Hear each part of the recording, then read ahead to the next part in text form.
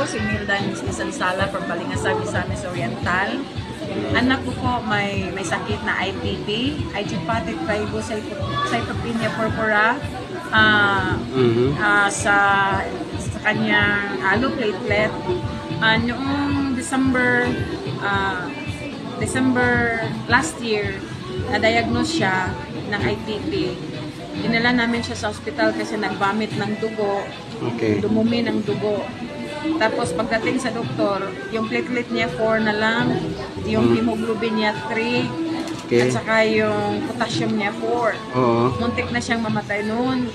Tapos bleeding sa gums. Tapos marami siyang gamot.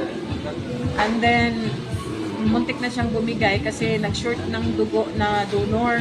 Tapos nakauwi kami sa bahay. Tapos nag-school na naman siya.